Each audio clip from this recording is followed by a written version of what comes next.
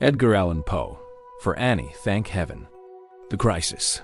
The danger is past, and the lingering illness is over at last, and the fever called living is conquered at last. Sadly, I know, I am shorn of my strength, and no muscle I move as I lie at full length. But no matter, I feel I am better at length, and I rest so composedly, now in my bed, that any beholder might fancy me dead, might start at beholding me, thinking me dead.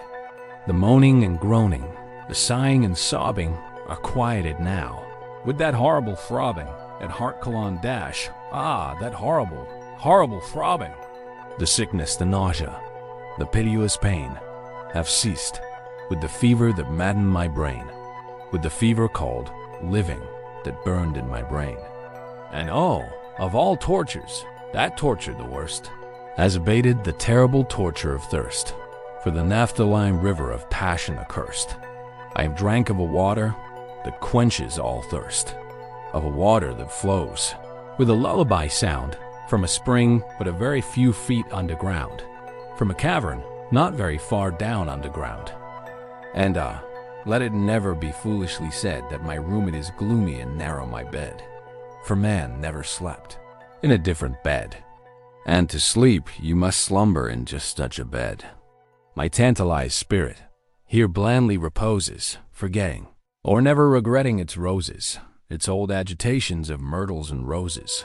For now, while so quietly lying, it fancies a holier odor about it, of pansies, a rosemary odor commingled with pansies, with rue and the beautiful Puritan pansies.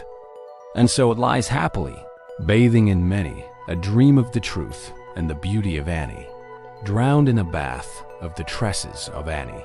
She tenderly kissed me, she fondly caressed, and then I fell gently to sleep on her breast, deeply to sleep from the heaven of her breast. When the light was extinguished, she covered me warm, and she prayed to the angels to keep me from harm, to the Queen of the angels, to shield me from harm. And I lie so composedly, now in my bed, knowing her love, that you fancy me dead, and I rest so contentedly, now in my bed, with her love at my breast, that you fancy me dead, that you shudder to look at me, thinking me dead. But my heart, it is brighter than all of the many stars in the sky, for it sparkles with Annie. It glows with the light of the love of my Annie, with the thought of the light of the eyes of my Annie.